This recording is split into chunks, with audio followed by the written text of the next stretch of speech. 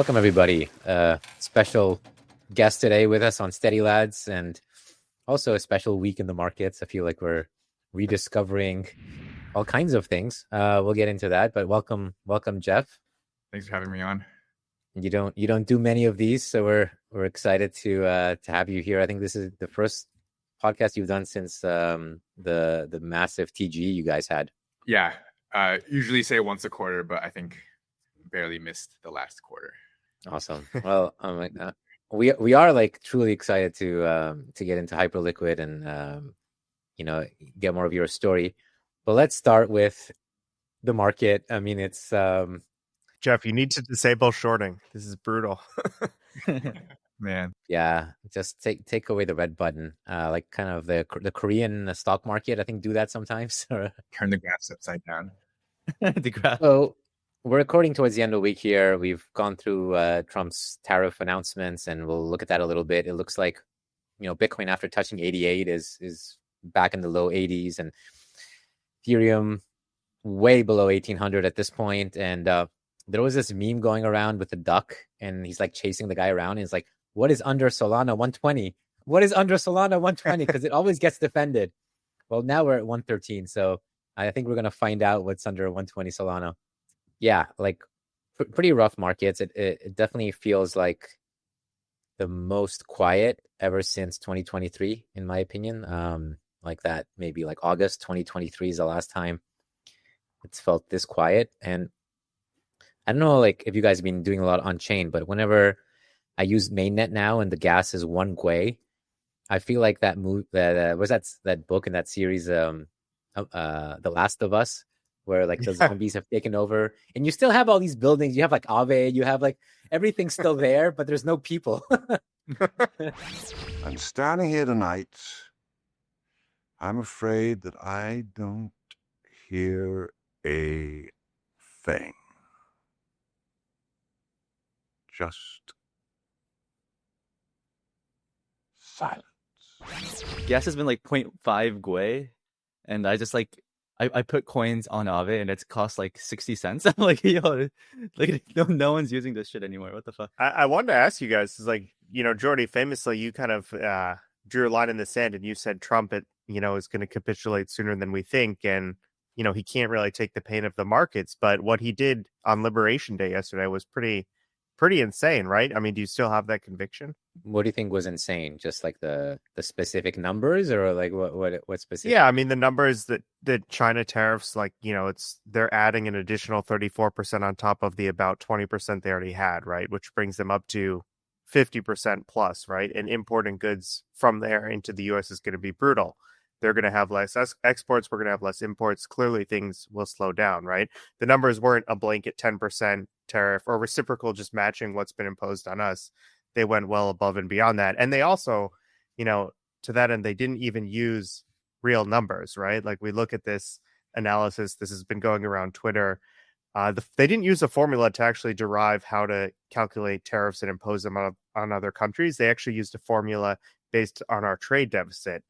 And clearly some of these countries are always going to have a trade deficit to us. Like it is not fair, or excuse me, it's not possible to think, you can't think that Vietnam or Costa Rica is going to have a trade surplus with us, right? Yeah, I mean, let's look at the Galois Capital. Kevin, who was a recent guest, had a tweet, which is, I think, more practical. He's just saying, look, there's a message here from Trump. It's just, we're going to start with just going fully overboard. And, the numbers are made up. It's fine. The more unhinged, the better. We just started at a sort of crazy place, show that we're willing to cause turmoil. And then he's going to start his deal-making process. Okay, like, you're going to be doing something that puts you in the good zone. So we'll play ball with you. And there was always going to be more pain before he capitulated. I never said it was going to be like done. There was always going to be more pain. So we'll see how long it takes. But this is generally expected, and I don't know. I'm not surprised at all. Man, I wish I had that meme up, like slam short, 2 minutes before the Liberation Day announcement. Now back to long. Now short again. Jeff, I know you're you've been heads down building. It's been a long time. Market conditions come and go. Sometimes it's bullish, sometimes it's bearish. But even for an exchange, like the volumes, like the participation, the general breadth of the market, obviously is affected. Do things change for you when it's quiet like this? Do you go to a different mode, or what happens when the market's quiet? It's not that quiet. I think it gets quiet after the red stops, right? Like, yeah, I think it's like volumes actually spike during sharp down moves, and I think it's like I think there was almost 10 billion today traded on Hyperliquid. Yeah, it's still busy. I mean, honestly, we don't look at the markets too much. We're just building, and yeah, not for the day, not even for the year, but kind of for just like the super long term. What is like the metric that you use either internally or just like in your head to know if you're going in the right direction? Is it like market share of the entire perps market, like a percentage of Binance, or because absolute numbers will fluctuate with the market? You look at your percentage. It's kind of interesting. Even the percentage fluctuates with the absolute numbers. So I think Hyperliquid tends to have a larger share when the volumes are higher, which to me is a good sign. I mean, I think it's just because there's less HFT on HFT volume, so there's like the sort of like intercept of that line is lower. So it's a good sign to me. But yeah, we kind of vaguely track like percentage of market, so sort of like percentage of Binance, percentage of Bybit are kind of like the natural things to look at. But even that's still kind of like day to day, and like I think there's a lot of misconceptions, that we're just trying to build another exchange. It's a big component, but it's actually just sort of the starting place, and we're trying to build something much bigger, and we're trying to build something that no one else is really even trying to build currently, which is interesting. It puts a lot of pressure on us because it's just like completely uncharted territory. I mean, we'd love to learn more and get into your vision, but just to kick off, you've experienced over the last year something that very few founders in crypto experience, and I'm sure Justin wants to know, what does it feel like to actually like have product market fit? Well, it kind of feels like you can no longer like pick what to do on a day-to-day basis. It's kind of like a lot of things are just kind of like the world kind of tells you like, hey, you need to do this, do that, and you're kind of just like running to try to keep up, which is good. It's like a good problem to have, but also kind of like often it's like you have no idea how long something's going to take to build anymore, because you have no idea like if the thing like 10x's in the next week, then you're probably not going to be working on your new thing for another month. So it's like you have like a cupcake stand and you're like making a recipe, and suddenly you come to work one day and there's just like a massive line, and you're like, okay, I guess like we're just gonna just be cooking cupcakes all day now. Yeah. It's definitely a good problem to have. It's like it's kind of the whole point of a startup, I guess, is often like the sort of conventional wisdom is like you just do everything you can to get product market fit, and then nobody really says what to do after, because I guess so few startups kind of get there. But it doesn't really get easier. I actually think I personally think it's like kind of easier to get product market fit, but maybe that's a unconventional take. Like obviously there's been a lot of noise recently, right, with the whole HLP situation, like the Trump tariffs, but I think moments like this we kind of forget what we're building for, like why we're in this space. So can you kind of rehash like your original vision, and like you said what you're doing is unprecedented, so can you like just give us more color on what that is?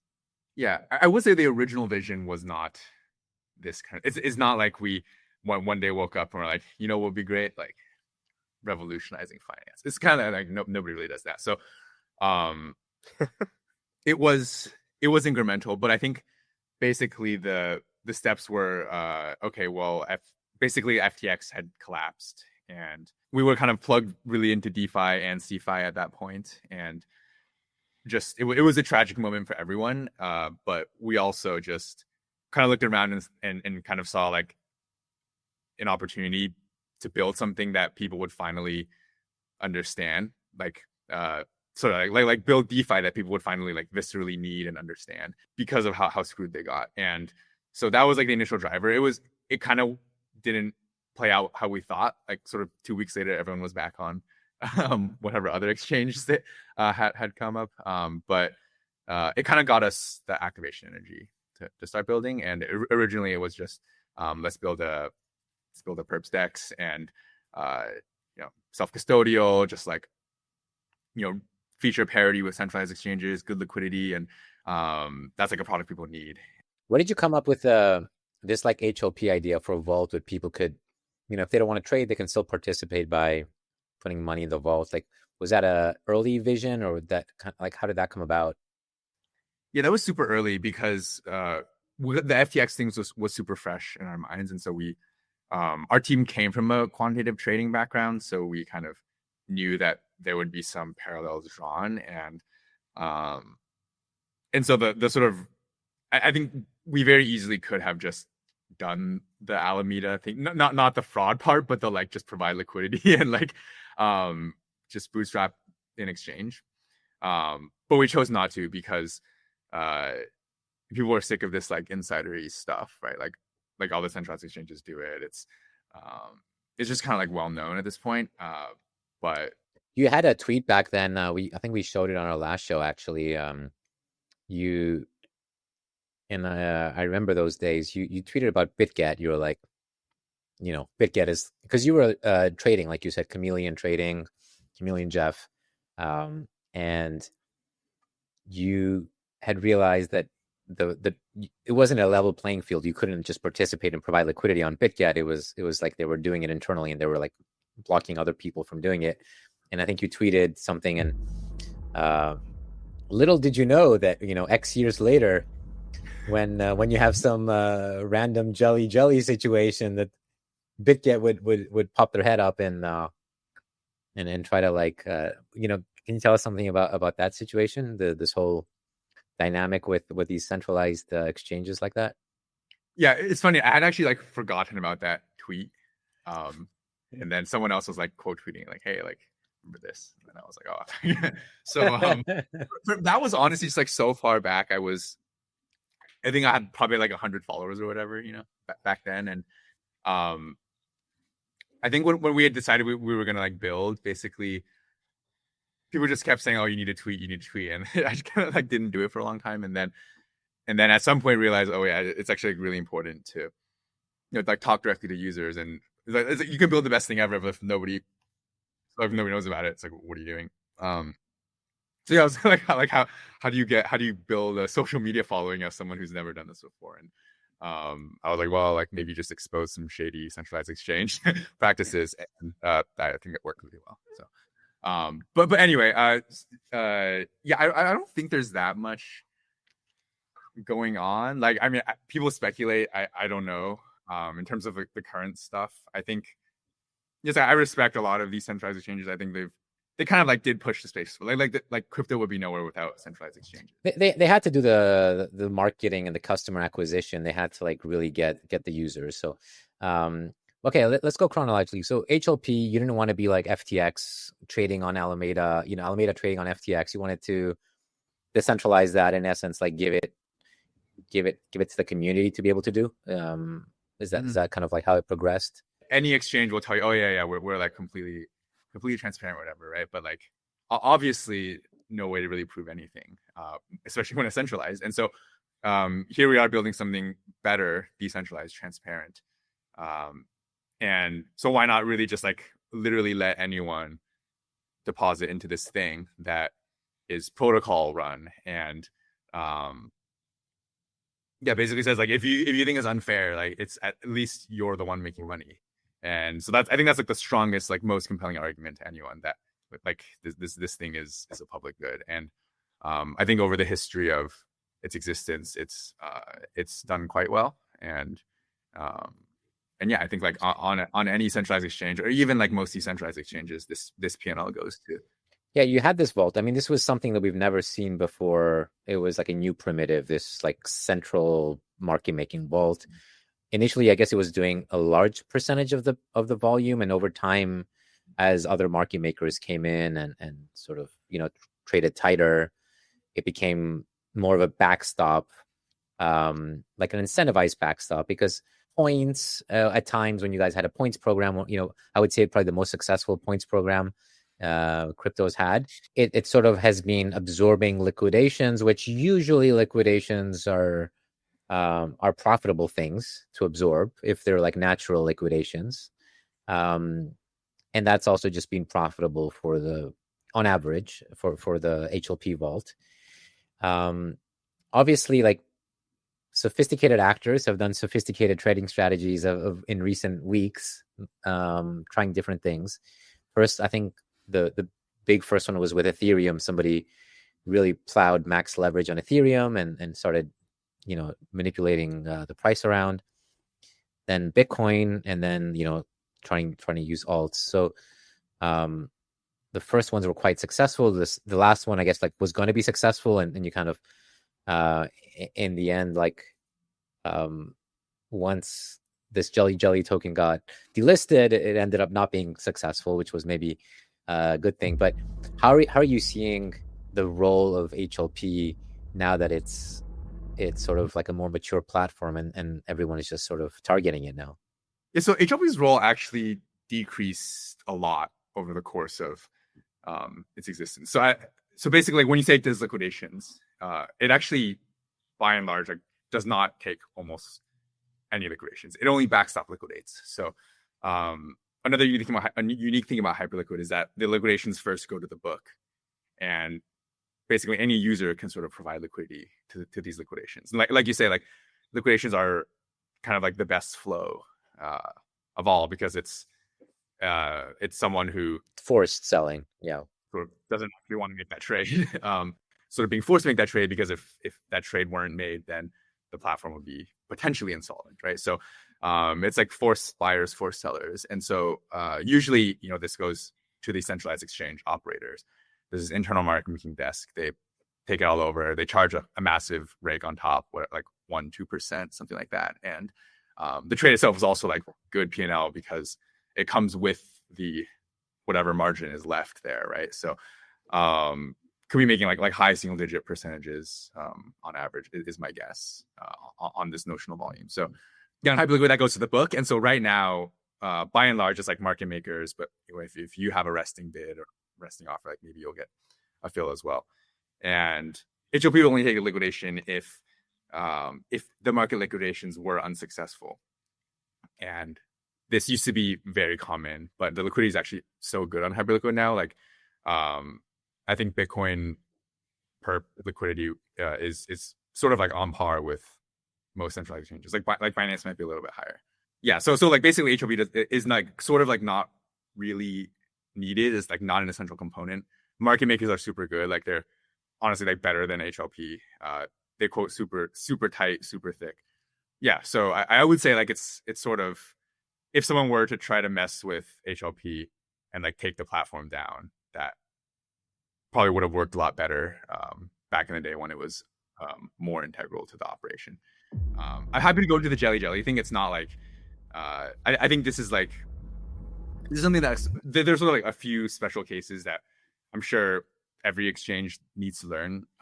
We think very, very carefully about this stuff, but I think there are just some edge cases, and yeah, I mean it's like an important lesson to learn. It was something that shouldn't have happened, but I think the community as a whole, the platform, like, really came out stronger for it. And I think a lot of the sort of criticism is justified, but this stuff happens, and on centralized exchanges, you basically just don't see it. And so in some sense, like, the transparency here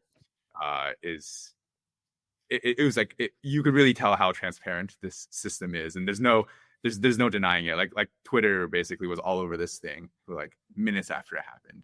I mean, the main criticism that I had was like just the size should never have been allowed to be put on that big, where it's just such a large percentage of the entire like market cap of a token. Yeah, so the restriction, the OI cap actually did get hit, and HLP took over what was a $4 million short position at that time. And so, yes, that is too big. But you might say like, okay, like for a vault with hundreds of millions of dollars, if there's a 3x max leverage asset with a $4 million liquidation, like maybe it's reasonable, right? Like, of course, if you know that there's going to be this like supply shock and this sort of coordinated squeeze and stuff like that, then yeah, of course it's not. So there are sort of improvements there as well in terms of having the market cap be an input to the OI caps, etc. But fundamentally, that actually wasn't the issue. Like, I think the OI caps worked properly. Yeah. Yeah. Can I ask you a question around like the decentralization? Because one of the criticisms has been, like you settled the jelly price at, a price that you chose. And you mentioned that you're a DEX, but it's kind of like a Fugazi. So it's like, what is the process to like decentralize over time? Do you think that's going to hinder performance? And also like, what was it like when the entire situation is happening? Like what was going on like when everyone was freaking about like jelly? What was it like in the war room, if you don't mind me asking?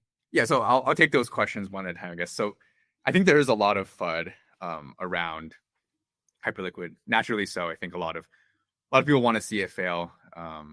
Basically, I would say that the majority of people in crypto kind of want it to fail, except for the people who are the true believers. And then now there's finally this product that actually can compete with all this legacy cruft that's lying around. And I think like people are sort of one, worried, and two, just like kind of, they're like, oh man, like I'm not in this thing. So it makes sense. But I think I still think it's like quite shocking to me this past week, just like the amount of coordinated misinformation by people who I generally respect for their intellect, and who I imagine sort of like know the truth and choose intentionally to mislead people. And then I think there are other people who just see that and take it as gospel. And what are like the main 2 or 3 like misconceptions that you've seen thrown around?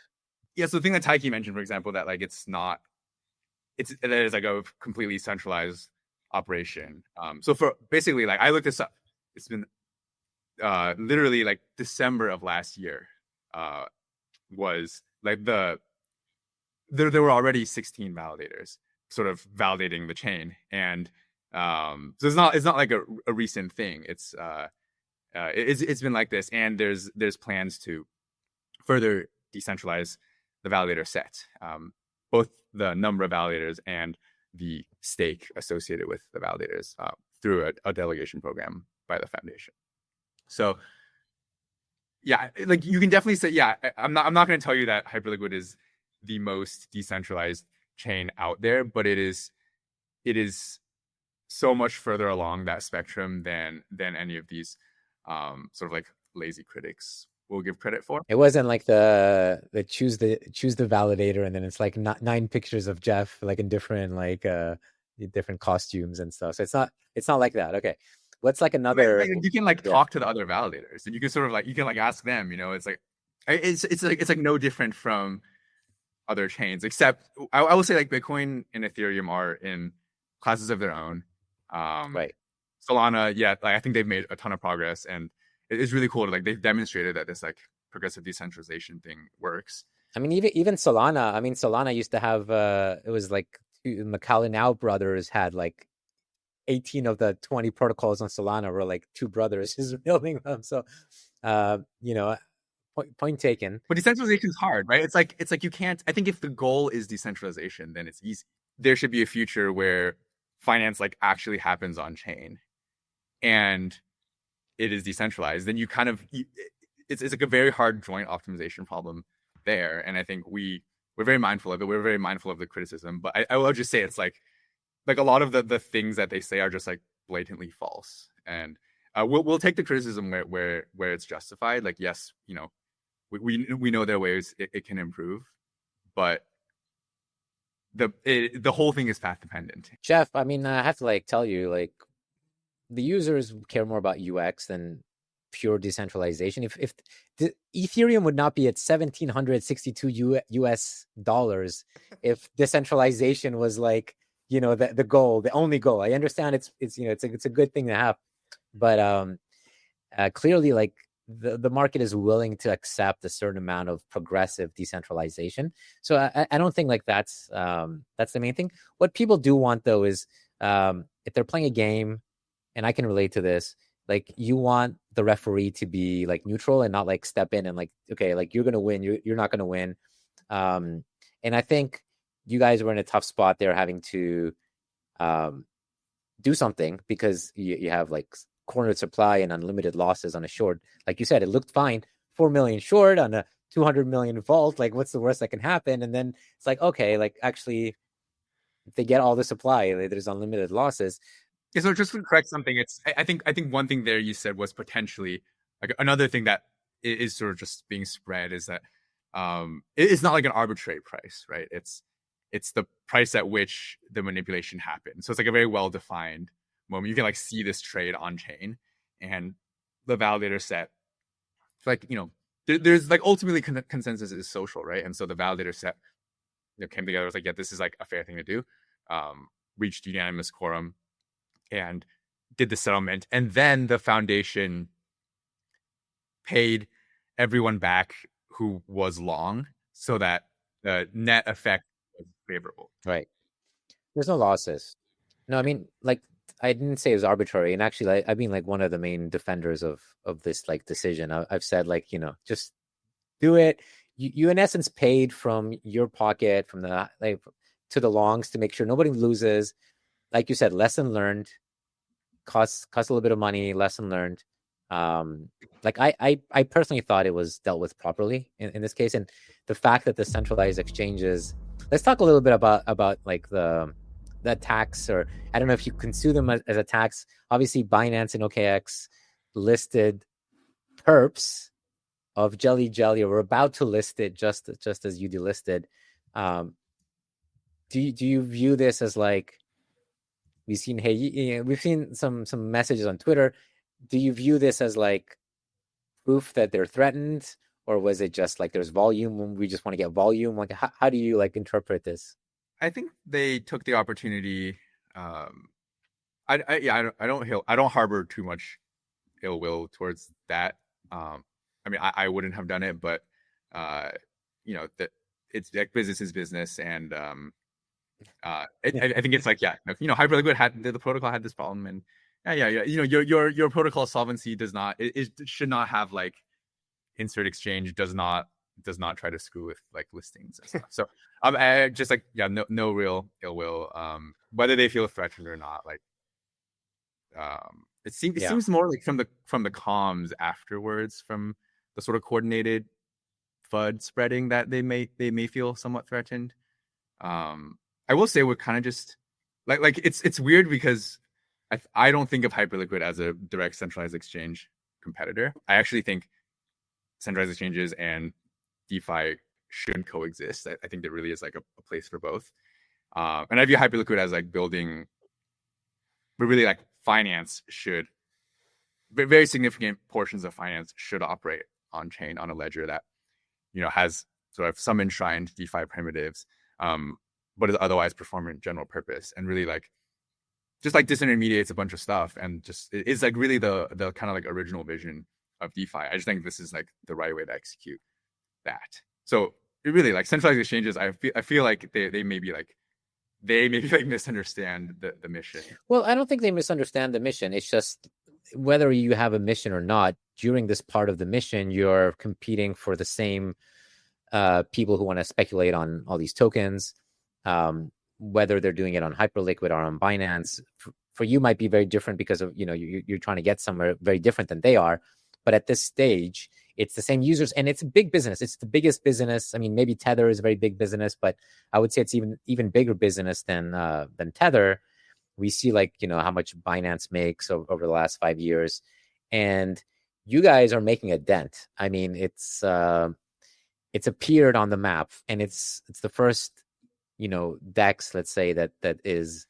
So whether you view yourself as like in the same category or not, there's billions of dollars at stake for capturing, you know, this amount of users, and this is the biggest PMF in crypto. It's like speculating on the price of coins and doing it with, you know, capital efficiency in essence. So, like you said, it's just business, but isn't it a little bit funny that their main criticism is that, oh, look at these guys, they're actually not decentralized, when they're a centralized platform. So like, even if you're not as decentralized as 100%, they're still like on the other side.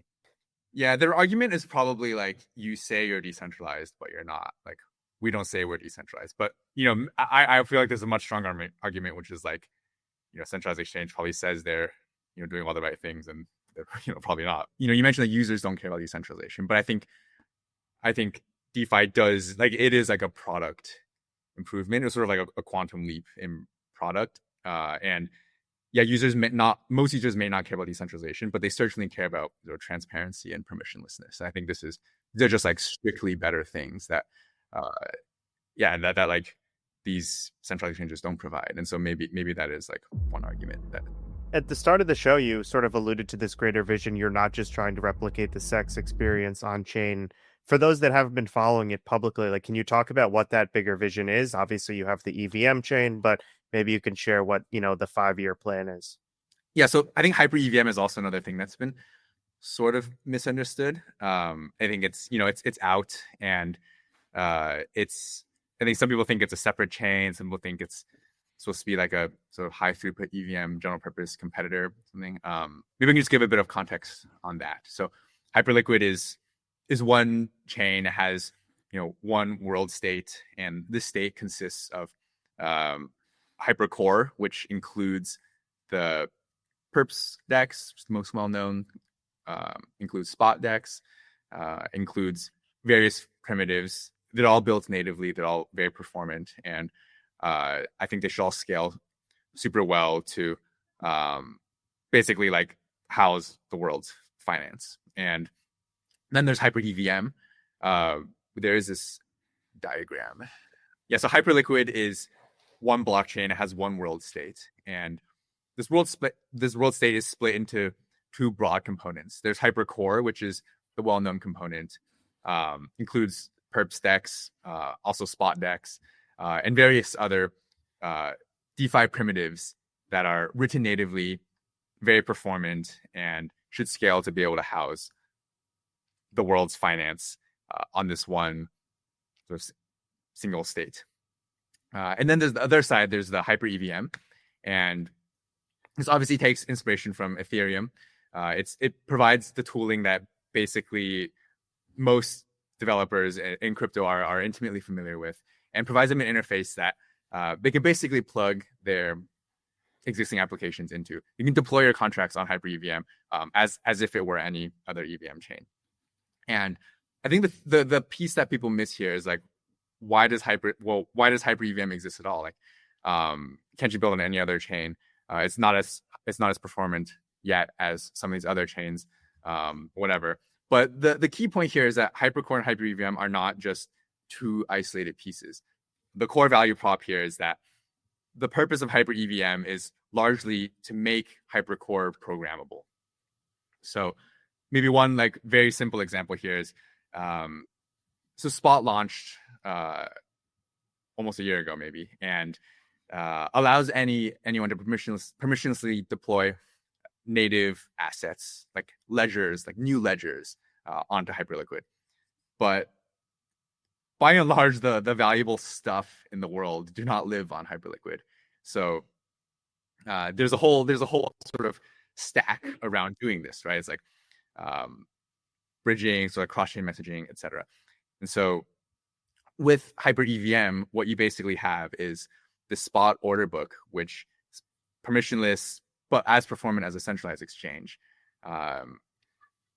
plugged into the world of assets out there. So a great example is you can now, through Unit, which is a separate team building on Hyperliquid, you can now buy and sell native Bitcoin and Ether on the Hyperliquid chain. So in my mind, this is like better than sort of like creating a centralized exchange account, buying some of this asset, which is like not even held in your wallet, maybe withdrawing it, maybe not, maybe the exchange has some issues. But ultimately, it's like that's not how DeFi is supposed to work. DeFi is supposed to be, okay, like everyone has their own stuff. No one really controls anyone else's stuff. And I transact it like natively on a chain.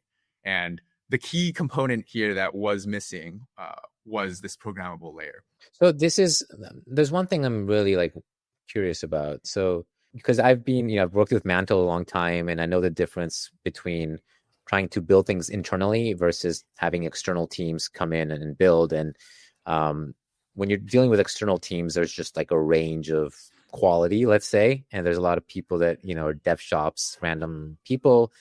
Sometimes if you want to put a lot of resources, you do it yourself, and you guys are clearly builders. You've built the most PMF one, which is, the perps DEX right now. You've also built the chain. So like two questions. One, like, how do you think about, this like one-shotting it yourself, and you guys will eventually get to the next one and we'll do it ourselves, versus what all these other chains have been trying to do, which is just provide generalized block space and then try to like incentivize people to like they come and they build the apps versus you building the apps. Like, maybe let's start there. Yeah, it's a good question. The perspective here is a bit nuanced. It's I think letting people build things themselves is definitely the way to scale, especially scale in a way that's aligned with the ethos of crypto. That being said, I think some things are viewed as applications traditionally, but I think really ought to be viewed as infrastructure. And so the perps order book DEX is one such thing. You can build a perps protocol on a generalized chain. You can kind of get some pretty good volumes and probably some pretty good fees accruing to the protocol, but you can't build something that scales to provide the world's liquidity for price discovery if it's just like some smart contract competing with the gas of that every other smart contract uses, that doesn't have built-in liquidations, that doesn't ensure its own solvency through mathematical guarantees. Like all this stuff, it sort of points to liquidity as a primitive and not as an application. So I think the reframing is like, it's not our intention to build a bunch of applications. We actually like, it's actually very, very hard to build good applications. And what we want to build is stuff that is permissionlessly empowering people to build applications, and liquidity is one such thing. Do you think just launching another EVM and sort of hoping to create a new ecosystem is sort of enough these days, or are there other things you can do to support these projects to sort of differentiate? Because, as we've seen, there's a ton of EVMs, even if we're just looking at the L2 ecosystem, and almost all of them have trouble differentiating, right? It's hard to get users. All of the apps are the same. We've got our DEX, we've got our lending market, and then maybe we have like a few things here and there that never really get strong PMF. How do you think about actually building up the EVM from basically zero? Yeah, so our view is that we're not. It's like everyone kind of views Hyperliquid as a competitor, but it's kind of weird because I view Hyperliquid as like a very sort of different thing that no one else is really trying to do. And so in regards to the EVM, the point is not like sort of like compete with these generalized L2s. I think they're all doing really cool stuff, and in many ways, like this sort of whatever it is, like ZK verifiability, like all this interesting stuff they're doing is like we're not even touching it all because we just don't have capacity. The Hyper EVM really, it's not meant to bootstrap an entire EVM ecosystem from scratch. I think like that may happen, and I think it's really cool if it does, but the thing is like, what can you do here that you can't do anywhere else? And I think the two things that come to my mind are, one, Hyperliquid, I think, is like such a powerful group of users. It's like people who seriously conduct their finances on chain. I think it's like these are the people sort of spearheading like how finance will look in the future. And so like if you're building something for that user base, this like really serious like DeFi power user, I think you kind of have to look at Hyperliquid. Like, where else are billions of dollars of volume transacting on chain and like per day? And another thing is like there's no other EVM that kind of plugs into what is sort of like if a big centralized exchange were to like rewrite their whole system so that anyone could kind of like integrate with it in a very deep way. And I think this part is not well known yet because it's been on testnet only for a while, and it's kind of like gradually rolling out. It's a very technical rollout, but ultimately I think the powerful thing about Hyper EVM will be kind of like letting a DeFi builder deploy an application that does something that no other EVM chain lets them do, which is like access this immense amount of liquidity very flexibly and very cheaply. Yeah, you mentioned liquidity and global finance. Like, do you have plans on allowing tokenized equities or commodities or forex on Hyperliquid at some point? I think these all will exist on Hyperliquid at some point, but I think the question is not like what we will offer, because I think at this point, basically, there's so much talent out there, and I view Hyperliquid's sort of role here as like more and more shifting towards I made this analogy before of like AWS instead of like Amazon.com. And so like it's so much higher leverage for Hyperliquid to just let everyone else sort of succeed in their own way, so like unencumbered by anything. So yeah, like I think Forex and everything else you mentioned sort of ultimately it should be done on chain. I think it's just a better system. Like Forex in particular is like a very there's very sketchy stuff that happens, and so I think it'll be a huge improvement. I think people will build it. It's interesting because, like you said, there is a core cult of Hyperliquid users. A lot of them have made a lot of money on what was a huge airdrop, and for a lot of people, there's like a cultish fan base, let's say. They have not been very friendly with like the broader crowd, and I'm in these like we mentioned in a previous episode, I'm in one of these like Telegram chats, and there was a guy being like, hey, maybe we should be like nicer to the rest of the crypto people because we kind of want them to join in. And then the guy replies like, no, fuck those guys. Like, we're just like standing like this is who we are.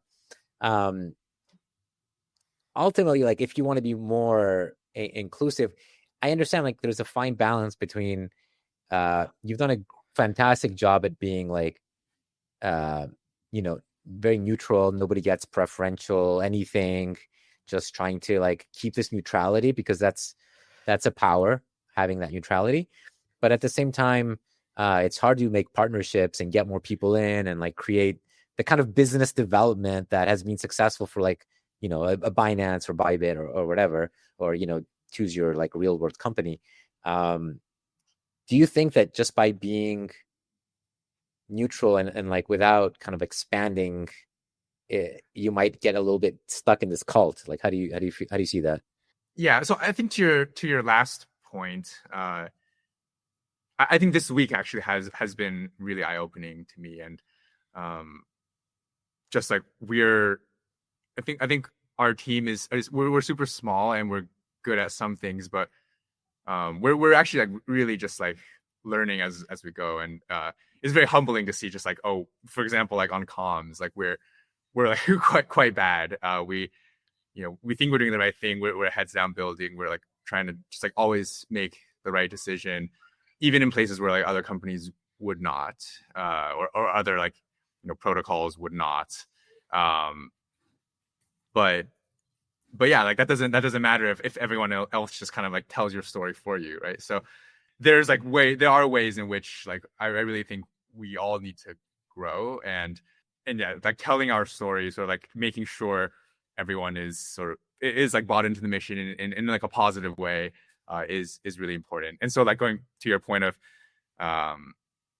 there being sort of like potentially toxic community stuff going on, I will say it's just like I am personally just I don't endorse that stuff. I feel like there's so much to do, so much to build.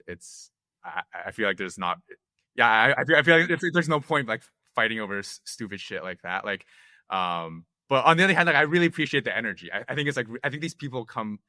Yeah, you have to take their perspective too, right? It's like they're coming from a place of like, yeah, Hyperliquid is kind of like a bunch of misfits. It's like people who believed in this mission early and were rewarded for that, for sort of probably for the first time.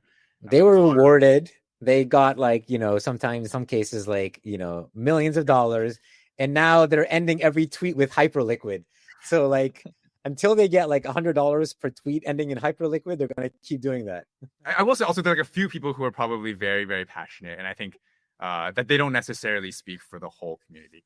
I think everyone's different, and like it's like healthy for a community. It's just evidence that we're not trying to like manufacture anything. It's like let people be who they are. I will say, like, it would be cool if people were friendlier, more welcoming, and I personally would, if I were I would be like trying to get people, get these people, across the finish line. So like explain maybe like, oh, you're misunderstanding this. Like, here's what actually happens. And the sad part is, Jeff, like the number of people that are more in this like XRP kind of part of the curve are much more people than these like powered DeFi users right now.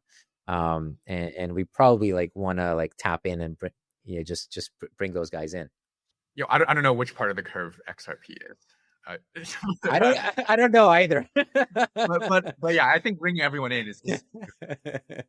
But do you think like this tribalism comes from like there's a price attached to everything in our industry, and like people, it's fairly zero sum in that like we haven't had many new users come on in the last few months, right? Like we're all fighting for the same users, and like if Hype does well, that means your ecosystem of choice, whether it's Solana or Ethereum, does poorly. I think that's how people think, and I also think. And like, I'd be curious to hear how like price has impacted the community. Like Hyperliquid seems to have done everything right? Like it's got a token that has value accrual. There's an EVM that just launched. The perps clearly has product market fit. And yet the token is still down 70% more or less from like the highs, right? Like, do you think that causes everyone to get tribal and sort of, excited to fight with each other? Yeah, I think it probably does. I will say though that it's very short-sighted to think in terms of current price. So Hyperliquid has, I think basically there are not that many projects launching tokens that are actually trying to do something very long-term. So this is my impression, at least just like looking around. But Hyperliquid is. And so a big part of that is a very canonical Genesis distribution and not having that go basically to insiders, investors, etc., but rather to the users. I think this is in like a post Bitcoin era is like the closest you can get to something like Bitcoin. And I think that's like, but like that's great. I think it's like, you might say it's like generous of the protocol to do that. But the downside is like a lot of people just at zero cost basis effectively have a ton of value and probably like diversify a bit or something. I think this is like something that kind of has to happen. And so like I think it's like it's very short-sighted. I think price is just irrelevant long term. I think like if all the finance moves on chain, like I think then a lot of value will accrue, and it will be a lot more than currently exists. So yeah, even if it causes tribalism now, I would say it really shouldn't. That's true. I mean, though, like as Warren Buffett said, there's good companies at bad prices, and I think at a 35 billion, whatever the peak was, FDV of a new project, even though you're incredibly talented and you guys are building long term, there's a certain point where like, yeah, Hyperliquid's fantastic, but like 35 billion is like a pretty big valuation. And now it's like around that 11-12 billion. I think you have a lot of revenue, and so like even the fundamental case starts to like look more realistic here. Yeah, like I think it does matter in that sense. So like maybe like as a builder it doesn't matter, but for investors, from the investor side, like people like me, I think here the price is much more reasonable, and I didn't want to hold it when it was very high, but now I start it looks good here. Hype looks good here, honestly. There's a lot of stuff that looks good here. Yeah, and like Jeff's like walking the talk, right? It's like a lot of other founders are like, oh, we care about this and that, but then they're like just dumping tokens. But you're actually doing exactly what you said you will do. You're like buying back tokens. You built this thing. You did a generous airdrop. So I think stuff like that people actually care about, right? I think a lot of the cynicism in this space right now is because of all the insidery stuff that just makes us feel bad about the space. But it's always good to see real builders doing stuff and with like a longer term vision, like you said. Yeah, but we'll go to Pasta in a few minutes. Just a couple like quick fire thoughts, just to get on like general things, maybe a couple minutes. I have a few here. Meme coins. Obviously, we had a meme coin cycle. It was Solana meme coins. So, we've talked about this some months ago. You were aware of like how much of the activity was being driven by meme coins. what's your thought on like meme coins now? Like, is this something that you want to kind of keep as like a focus, or like just whatever people happen to trade? Like, how do you view meme coins right now? Well, I mean, Bitcoin is like the best example of a meme coin, right? So in that sense, not much has changed. I think the sort of the pump and dump cycle of meme coins, I feel like, I don't know. On the one hand, I think it's cool that people can kind of like do what they want. I think like freedom is cool, and I think freedom of expression is cool. It's a diplomatic answer. Jeff is willing to like let people trade whatever they want to trade. Coins are freedom of expression. I like that. But I think Bitcoin is just like the shining beacon like example, right? It's like it's like the best thing in crypto, and it's a meme coin, right?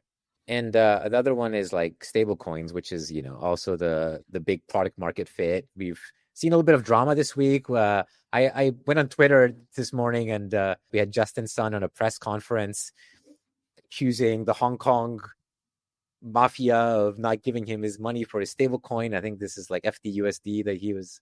So like, you know, stable coins, another industry that is very competitive, maybe like as much as the exchange industry.